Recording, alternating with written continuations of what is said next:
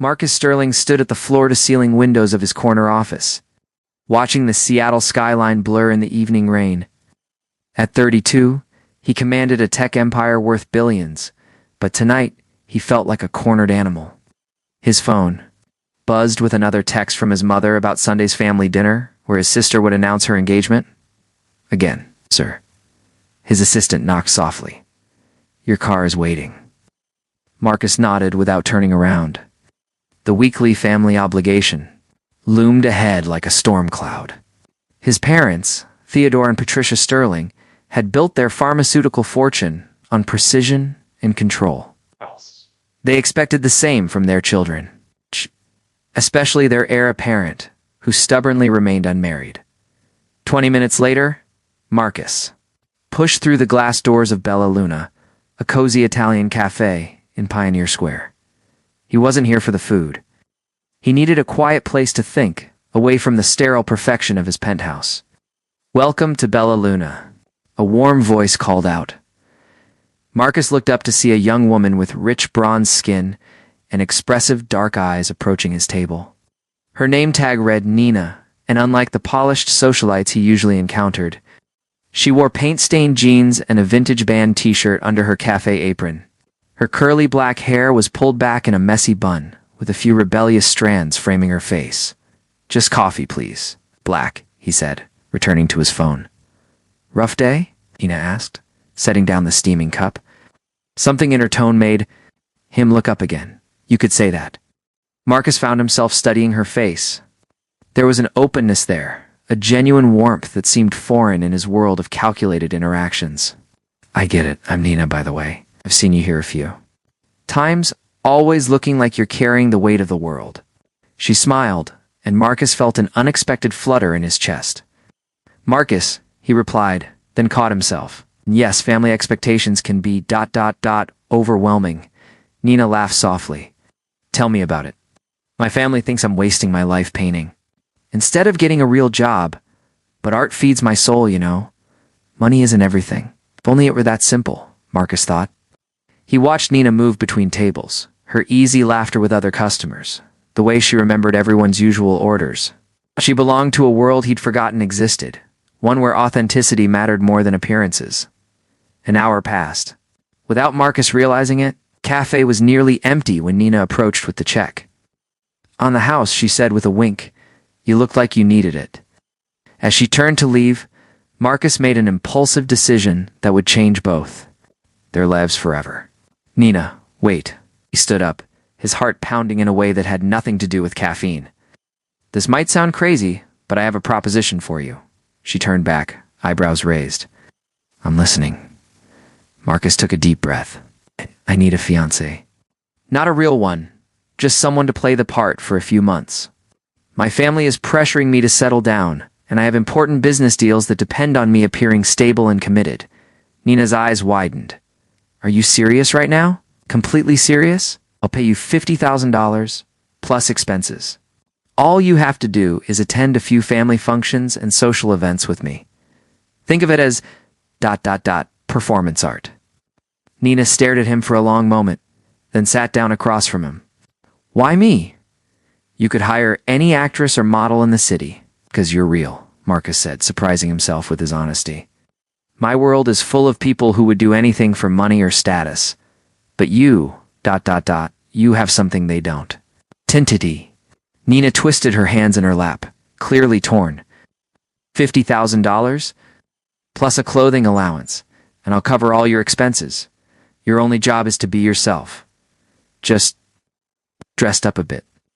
She was quiet for so long that Marcus began to think he'd made a terrible mistake.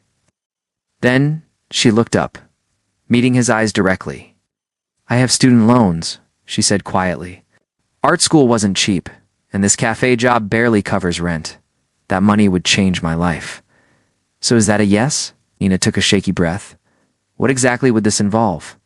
Marcus leaned forward, switching into business mode. "A few family dinners, some charity galas, maybe a weekend trip or two. We need to make it believable, hold hands, act affectionate in public, but nothing you're not comfortable with. This is strictly professional. How do I know you're not some kind of creep?" Marcus pulled out his phone and showed her a news article about Sterling Tech's latest acquisition. Google me. Marcus Sterling, CEO of Sterling Technologies. I'm many things, but I'm not a predator. Nina studied the screen, then looked back at him with a mixture of amazement and suspicion.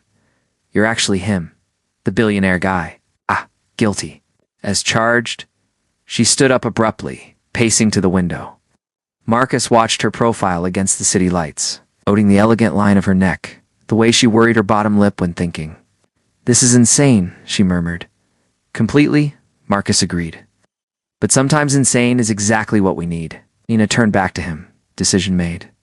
Okay, but I have conditions. Name them. First, nothing physical beyond what's necessary for appearances. Second, I want half the money up front. Third, I can end this arrangement whenever I want.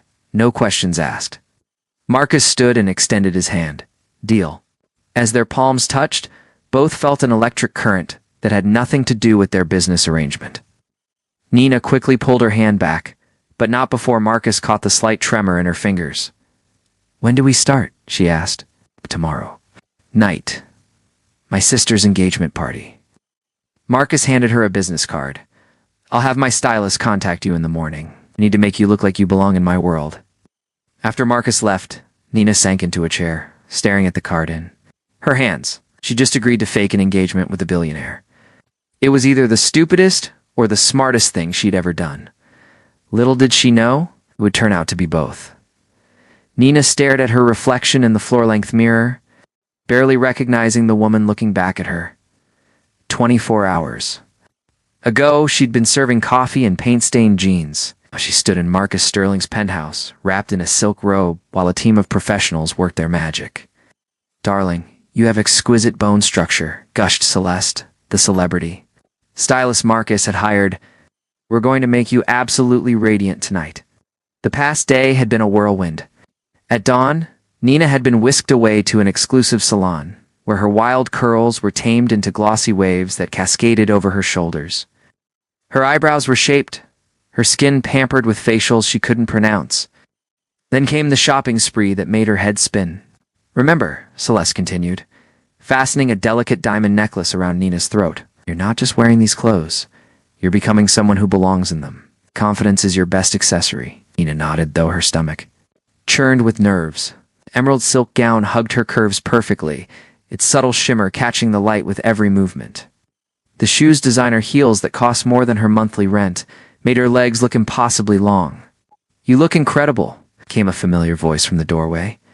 Nina turned to see Marcus in a perfectly tailored black tuxedo, his dark hair styled back, revealing sharp cheekbones and those intense gray eyes. For a moment, she forgot to breathe. You, she managed, her voice barely above a whisper. Marcus approached slowly, as if she might bolt at any sudden movement. Are you ready for this? As ready as someone can be for their first billionaire social event? Nina replied, attempting humor to calm her racing heart. The Sterling family's engagement party was held at the most exclusive hotel in Seattle. As their limousine pulled up to the red carpet entrance, Nina saw photographers and reporters lined up behind velvet ropes. Just smile and let me do the talking, Marcus murmured, taking her hand. His palm was warm and steady against her trembling fingers. The moment they stepped out of the car, camera flashes erupted like lightning. Nina instinctively moved closer to Marcus, who slipped his arm around her waist with practiced ease. Marcus, over here, shouted a reporter. Who's your beautiful companion? Is this the mystery woman we've been hearing about? Called another. Marcus guided Nina through the chaos with the confidence of someone accustomed to media attention. But Nina felt exposed, vulnerable under the scrutiny of dozens of strangers. Inside the ballroom, Seattle's elite mingled beneath crystal chandeliers. Nina recognized faces from magazine covers and news broadcasts, tech moguls, political figures, socialites dripping in jewels that could fund small countries. Breathe, Marcus whispered against her ear, his breath sending shivers down her spine. You belong here, do I though? Nina whispered back, watching a group of perfectly coiffed women nearby who were clearly discussing her arrival. Before Marcus could answer, a statuesque blonde in a white cocktail dress approached them, This had to be his sister, Victoria. The same sharp features and commanding presence. Well, Victoria said, her smile not quite reaching her eyes. You must be the mysterious Nina I've heard absolutely nothing about. Victoria? Marcus warned quietly. What? I'm just curious about my future sister-in-law. Victoria's gaze swept over Nina from head to toe. Where did you two meet? A coffee shop, Nina said truthfully, finding her voice. I was working there. Refreshing, Victoria replied, the word dripping with condescension. And what do you do when you're not serving coffee? An artist, Nina said, lifting her chin slightly. I paint. Oh, how lovely. A hobby. It's not a hobby, Nina replied. Firmly, it's my passion and my profession. Marcus squeezed her hand gently, a silent show of support that gave Nina strength. Art is quite important to our family, came a new voice. Marcus's mother, Patricia Sterling, appeared beside them like an elegant specter in navy blue. We're major. Patrons of the Seattle Art Museum. It's wonderful, Nina said genuinely. Art has the power to change perspectives, to make people feel less alone in the world. Patricia studied Nina with calculating eyes. And how long have you and my son been? ... together. 6 months, Marcus said smoothly, the lie rolling off his tongue with practiced ease. We kept it quiet while things developed naturally. Naturally? Patricia repeated, her tone suggesting she found nothing natural about this pairing. The evening continued with a parade of introductions. Nina met tech executives, pharmaceutical heiresses, and old money families whose names graced hospital wings and university buildings. Some were genuinely welcoming, others politely dismissive, and a few openly hostile. Through it all, Marcus never left her side. His hand remained at the small of her back, or holding hers, or gently guiding her through conversations. What surprised Nina most was how natural it felt, when he laughed at her quiet observations, when he defended her artistic career to skeptical businessmen. When he looked at her like she was the most fascinating person in the room, it didn't feel like acting. You're doing amazingly, he murmured, during a quiet moment on the terrace, away from the crowd. Am I? Because I feel like everyone can see right through me, Nina admitted, gazing out at the city lights. They can't. But even if they could, what? They'd see as someone real, someone brave enough to be herself in a room full of pretenders. Nina turned to face him, struck by the sincerity in his voice. Is that what you think of your world? That everyone's pretending? Marcus was quiet for a long moment. Most of the time, yes, including me. And now I'm starting to remember what it feels like to be genuine. The intensity in his eyes made Nina's breath catch. For a moment, the sounds of the party faded, and there was only Marcus. Only the way he was looking at her like she was something precious. We should go back inside, Nina said softly, though she made no move to leave. Should we? Marcus stepped closer, and Nina caught the subtle scent of his cologne mixed with something uniquely him. Marcus, she began, but the words died as he reached up to tuck a strand of hair behind her ear. Nina, there you are. Victoria's voice cut through the moment like a blade. Mother's been looking for you. Time for the toast. Hit the spell. Broken, Nina and Marcus returned to the ballroom where champagne glasses waited. Victoria's fiancé, a pleasant man named David, gave a heartfelt speech about love and partnership that made Nina's chest ache with unexpected longing. When Marcus raised his glass for the toast, his eyes found Nina's across the crowd. In that moment, surrounded by Seattle's elite, Nina felt something shift inside her chest. This was supposed to be an act, a business arrangement. So why did the way Marcus looked at her feel so devastatingly real? As the evening wound down, Nina found herself in the ladies' room, touching up her lipstick when two women entered, clearly not noticing her in the corner stall. Did you see her dress? Beautiful, but you can tell it's borrowed glamour, one said. Marcus Sterling with a coffee shop waitress. Please. She's obviously a gold digger who got lucky, replied the other. Give it 6 months. She'll be bored and she'll be gone with a nice settlement. Nina's hand shook as she capped her lipstick. She waited until they left before emerging, staring at her reflection with new eyes. Is that all people saw? A fortune hunter in borrowed clothes? When she rejoined Marcus at their table, he immediately noticed her changed demeanor. What's wrong? Nothing, Nina lied, forcing a smile. Just tired. But as they left the party, Marcus's hand warm on her back, Nina couldn't shake the feeling that she was walking a tightrope between two worlds. The fall would destroy her. The Sterling penthouse occupied the entire 42nd floor of a downtown high-rise. With floor-tisseling windows offering a panoramic view of Elliott Bay, Nina stood in the marble foyer, clutching her single suitcase, feeling like Alice tumbling down the rabbit hole. "Your room is down this hall," Marcus said, leading her past. A living space that could house her entire apartment building. "I thought you'd prefer privacy." The guest suite was larger than most people's homes, complete with a king-sized bed, sitting area, and bathroom that resembled a luxury spa. Nina set her suitcase on the pristine white comforter, suddenly aware of how out of place her thrift store clothes looked in this temple of expensive minimalism. "There's a housekeeper, Carmen, who comes 3 times a week." Marcus continued from the doorway. "And a cook, Henry, though I'm usually at the office during mealtimes. Make yourself at home." Home. Nina almost laughed at the absurdity. This gleaming monument to wealth felt about as homey as a museum. "Thank you," she said instead. "I'll try not to break anything priceless." Marcus's expression softened. "Nina, you belong here, at least for the next few months." After he left for work, Nina explored her temporary prison. The kitchen boasted appliances that cost more than most cars. The living room featured abstract art that she recognized from museum catalogs. Every surface was perfect, untouched, sterile.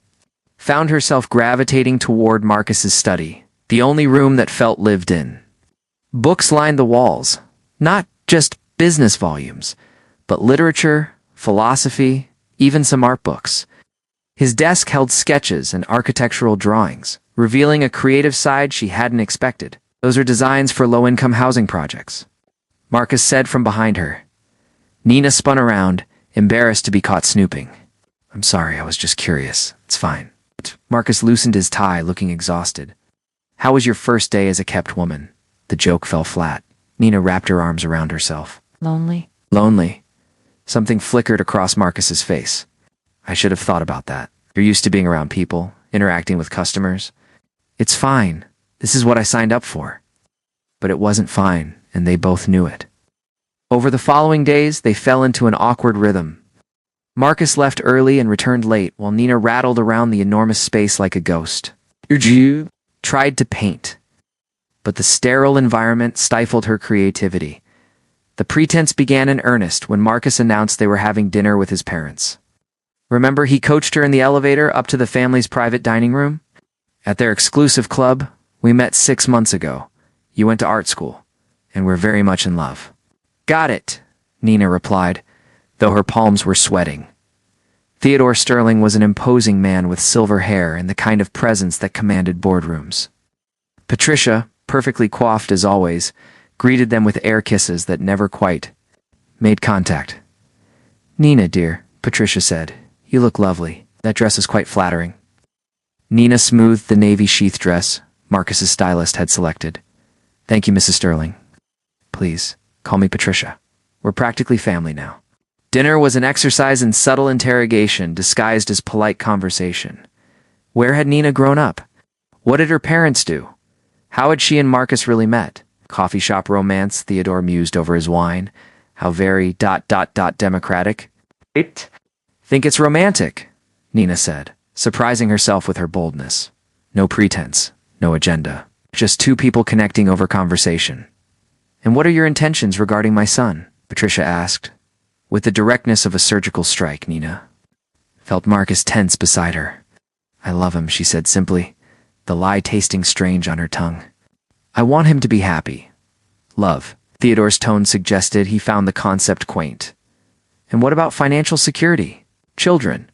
The continuation of the Sterling legacy?" "Dad," Marcus warned. "It's all right," Nina said, meeting Theodore's calculating gaze. "I understand family is important to you, Mr. Sterling. It is to me too. But I also believe in being true to yourself, in finding joy in simple things. Marcus works so hard, carries so much responsibility, deserves someone who sees him as more than just his achievements." The table fell silent. Nina wondered if she'd gone too far. revealed too much of her genuine feelings about a man she was only pretending to love. Patricia dabbed her lips with her napkin. That's quite touching. The drive home was tense. Marcus stared out window while Nina twisted her engagement ring, a stunning emerald-cut diamond that felt heavy as a shackle on her finger. "I'm sorry," she said finally. "I think I oversold it." "No," Marcus replied quietly. "You were perfect. Too perfect."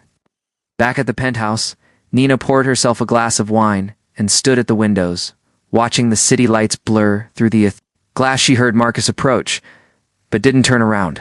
"Will never accept me," she said. "Not really." "Does it matter?" Nina turned to study his face. "Doesn't it matter to you?" Marcus moved closer, close enough that she could see the exhaustion in his eyes, the weight he carried. 6 months ago, it would have. Now, I'm not sure what changed. You did. The words hung between them like a confession. Being with you, even like this, it's made me realize how empty my life was before. Nina's breath caught. Marcus, ... "I know this is just business," he said quickly. "I'm not trying to complicate things. I just wanted you to know that these past weeks, having you here, it's been the first time this place has felt like home." The vulnerability in his voice nearly undid her. Nina reached out instinctively, her fingers brushing his cheek. The moment stretched between them, electric and dangerous. Marcus's eyes darkened as he leaned into her touch.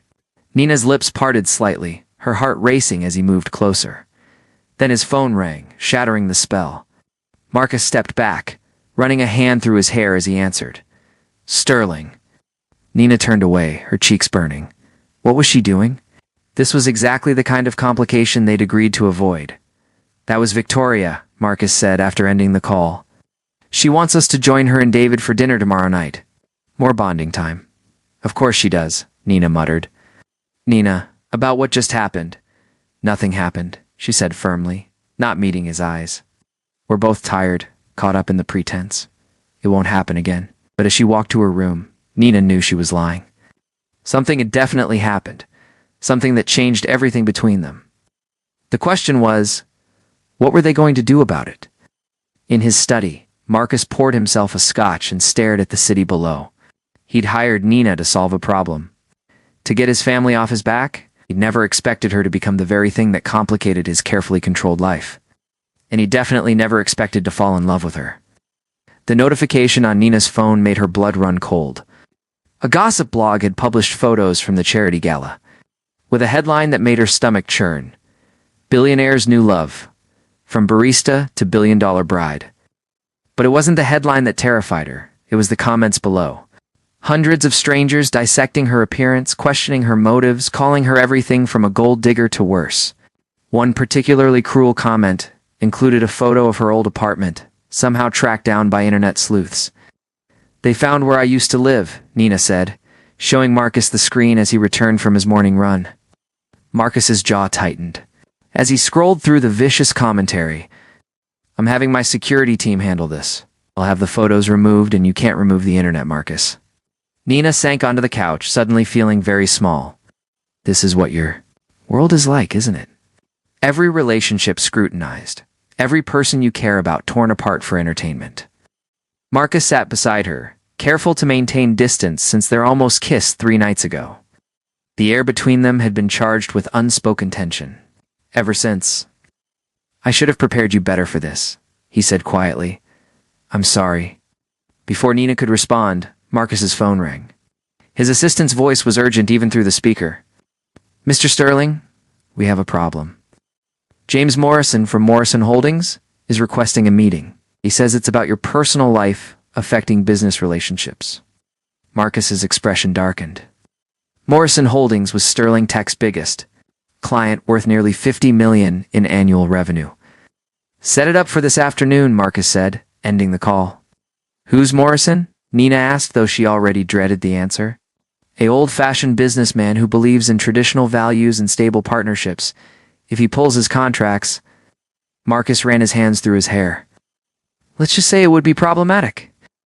2 hours later, they sat in Morrison's opulent office while the silver-haired businessman regarded them with barely concealed disdain.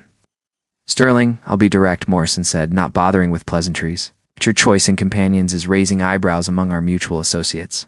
Questions about judgment, stability, the kind of values you represent. Nina felt heat rise in her cheeks, but Marcus leaned forward calmly. My personal life has no bearing on my professional capabilities, Jim, doesn't it? Morrison's cold. Eyes fixed on Nina. Miss Rodriguez, isn't it? I understand you were serving coffee just weeks ago. Quite the meteoric rise in social status. I was working while pursuing my art career, Nina replied, proud that her voice remained steady. There's no shame in honest work. Morrison's smile was razor thin. Of course not. But perception matters in our world, young lady. People talk. They wonder about motivations, about the sustainability of such unlikely pairings. Marcus stood abruptly. If you have concerns about our business relationship, Jim, address them directly. Leave Nina out of it. I'm afraid I can't do that, Morrison replied. See, I'm considering whether Sterling Tech aligns with our company values going forward. This relationship suggests a certain lack of judgment that makes me question other decisions you might make. The threat hung in the air like poison. Nina watched Marcus's careful composure crack slightly, saw the weight of consequence settling on his shoulders. I need some air, Nina said suddenly, standing. Excuse me. She fled to the hallway, her heart pounding. Through the glass walls, she could see the two men in heated discussion. Morrison's gestures becoming more animated, while Marcus remained rigidly controlled. This was her fault. Her presence in Marcus's life was destroying everything he'd worked for. The contract they'd signed felt suddenly insignificant compared to the real damage she was causing. When Marcus emerged 20 minutes later, his face was granite. We need to talk, he said simply. Back at the penthouse, they stood on opposite sides of the living room, like adversaries preparing for battle. He's pulling the contracts, Marcus said without preamble. Effective end of month, Nina closed her eyes. How much will you lose? It's not just about money. Morrison has influence. He spreads word that I'm unreliable, unstable, ... Marcus loosened his tie with sharp movements. Their clients will follow suit. Then we end this, Nina said. Though the words felt like swallowing glass. I'll disappear. You can say I left you, and no. Marcus's voice was fierce. I won't let them dictate my life. Your life? Marcus, this isn't real. The words exploded from Nina's chest. I'm an employee, remember? You hired me to solve a problem, not create bigger ones. Marcus stared at her. For a long moment, something dangerous flickering in his gray eyes. Is that what you think this is? Still, the question hung between them like a live wire. Nina's heart hammered against her ribs as Marcus moved closer, his presence overwhelming in the vast space. I think, Nina said carefully, that we've gotten confused about what's real and what's performance. Have we? Stop just inches away, close enough that Nina could see the golden flecks in his eyes, could feel the heat radiating from his body.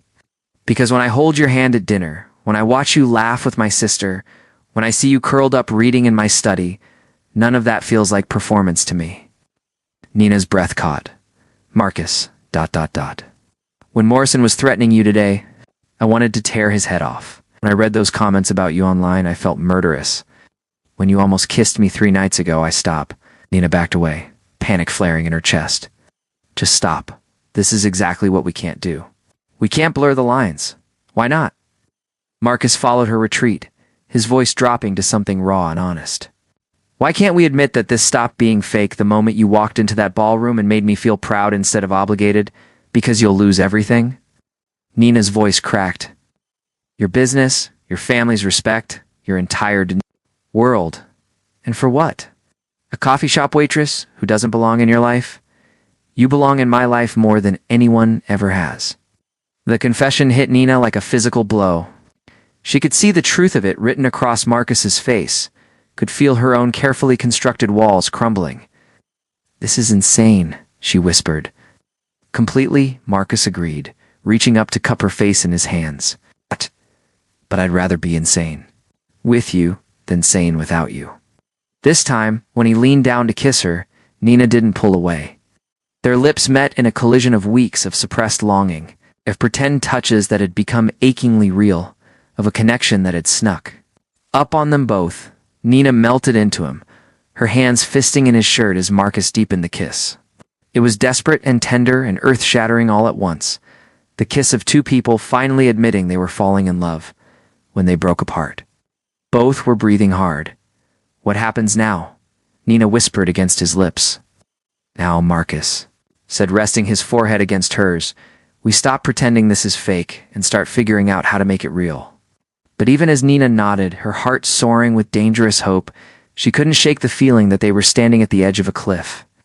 Love might give them wings, but the fall could destroy them both. Outside the penthouse windows, Seattle sparkled in the evening light, beautiful and unforgiving. Tomorrow would bring new challenges, more scrutiny, harder choices. Tonight, though, they had this, the truth finally spoken, the pretense finally abandoned, and the terrifying, exhilarating knowledge that they were no longer playing roles. They were just two people, desperately in love, about to discover if love could survive in a world determined to tear them apart. The morning of Victoria's wedding dawned gray and drizzling. As if Seattle's weather was reflecting Nina's mood, she stood before the bathroom mirror, applying makeup with shaking hands while her phone buzzed. Incessantly with notifications she refused to read. The past week had been a whirlwind of media. Tension after someone had leaked details about their arrangement. Headlines screamed about fake relationships and billionaire scandals. Sterling Tech stock had dropped 12%, and Marcus had been fielding crisis calls from investors and board members. "We don't have to go," Marcus said from the doorway, his reflection joining hers in the mirror. He looked exhausted, the weight of public scrutiny and business pressure etched in the lines around his eyes. "Yes, we do," Nina replied, capping her lipstick with more force than necessary. "I won't let them say I ran away." The truth was, she wanted to run. Every instinct screamed at her to disappear, to return to her small world where the stakes were. Manageable, and love didn't come with price tags measured in millions. But Marcus had stood by her through every vicious article, every leaked photo, every speculation about her motives. The least she could do was stand by him, the Sterling family. A estate in Bellevue was transformed into a fairy tale for Victoria's wedding. White roses and baby's breath created archways over manicured gardens, while guests in designer gowns and tailored suits mingled beneath ivory tents. It should have been magical, but Nina felt like she was walking through a minefield. Conversations stopped when they approached. Eyes followed their movements with a mixture of curiosity and judgment. Nina kept her chin up and her hand firmly in Marcus's, drawing strength from his steady presence. "There they are," Victoria said, appearing beside them in a cloud of silk and tulle. Her wedding dress was a masterpiece of French lace and hand-sewn pearls, making her look like a princess from a storybook. "The happy couple causing all the drama, Victoria," Marcus warned. "What? It's exciting," she said, though her eyes held a calculating gleam. "Everyone's talking about you too. The real question is whether it's all true." Nina Felt Marcus tense beside her. "What do you mean?" Victoria's smile was sharp as a blade.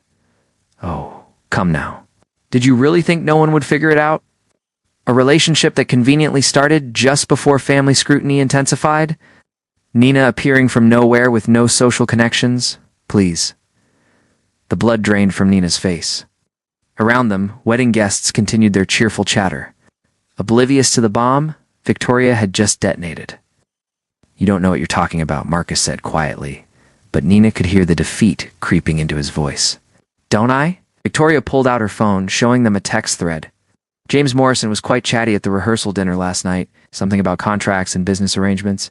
It wasn't hard to put the pieces together." Nina stared at the screen, watching their carefully constructed world crumble in real time. Several board members and family friends were part of the conversation, dissecting their relationship with surgical precision. "The question," Victoria continued, "is what we do about it now. Because in about an hour, I'm going to be walking down that aisle and I won't have this scandal overshadowing my perfect day." "What do you want?" Nina asked, finding her voice. "Simple. A public confession. End this charade now. Let Marcus save face by claiming he was deceived and disappear from our lives. I'll even help spin it as a cautionary tale about gold diggers." The cruelty in Victoria's proposition took Nina's breath away. But what hurt more was the flash of consideration she saw in Marcus's eyes. Just for a moment, but long enough to shatter something inside her chest. "You're right," Nina said suddenly, her voice carrying across the nearby conversations. It was fake. Marcus whipped his head toward her, eyes wide with shock and betrayal. "The whole thing," Nina continued, her voice growing stronger.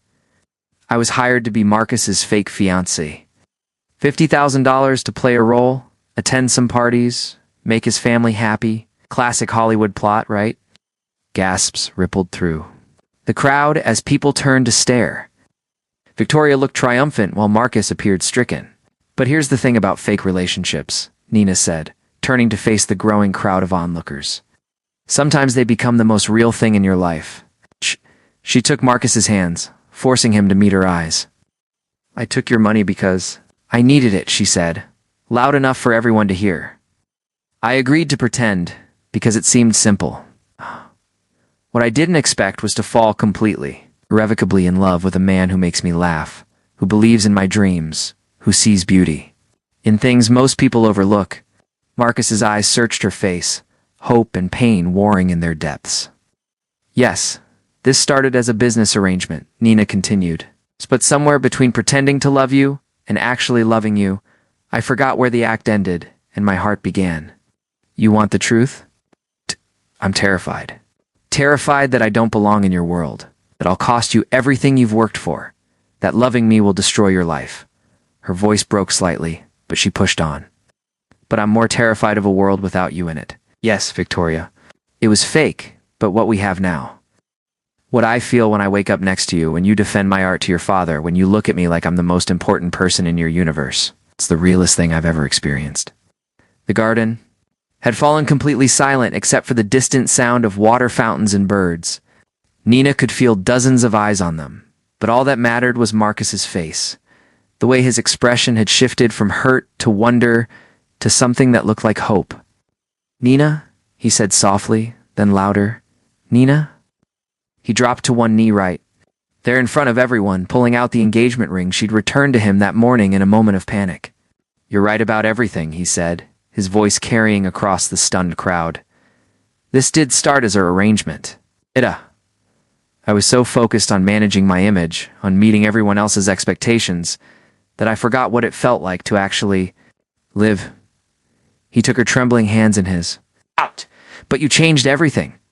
You made me remember who I used to be, before the pressure, before the responsibilities. You made me want to be better. Not for business or family approval, but for you, for us." Marcus's voice grew stronger, more certain. "I love how you see magic in ordinary moments. I love how you challenge me, how you make me laugh, how you fight for what you believe in. I love that you chose to stay when leaving would have been easier. I love that you're brave enough to be real in a world full of pretense." He held up the ring, and Nina saw that his hands were shaking too. "So I'm asking you now, in front of everyone, who matters to me not as part of any arrangement or contract, but because I can't imagine my life without you in it. Nina Rodriguez, will you marry me? For real this time?" A silence stretched for what felt like eternity. Then Nina laughed through her tears, the sound bright and joyful against the gray sky. "Yes," she said, dropping to her knees to meet him at eye level. "Yes, you impossible, wonderful man, I'll marry you." The garden erupted in applause and cheers as Marcus slipped the ring onto her finger with shaking hands. When they kissed, it was with the passionate relief of two people who had nearly lost everything and found it again in each other. "Well," Victoria said when they finally broke apart, her voice carrying a grudging respect. "I suppose that's one way to steal the bride's thunder." But she was smiling now, the calculating coldness replaced by something that looked almost like approval. Later, as the wedding reception continued around them, Nina and Marcus slow danced under the stars that had finally appeared through the clouds. "No more pretending," Marcus murmured against her ear. "No more pretending," Nina agreed, then pulled back to look at him.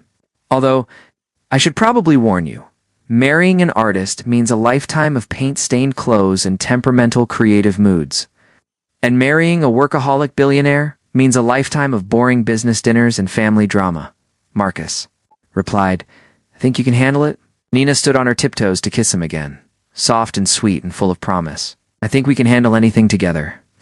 As they swayed together under the Seattle sky, surrounded by the quiet sounds of celebration and the distant city lights, neither could have imagined that their story would begin with such an unlikely proposition. But the best love stories, they were learning, rarely start the way you expect them to.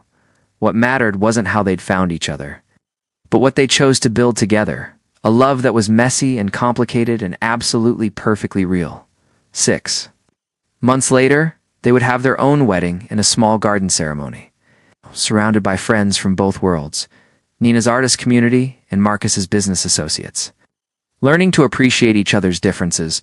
But that night, dancing at Victoria's reception, they were just two people who had discovered that sometimes the best things in life come disguised as the worst ideas, and sometimes, if you're very lucky, fake love becomes the truest thing you'll ever know. The end.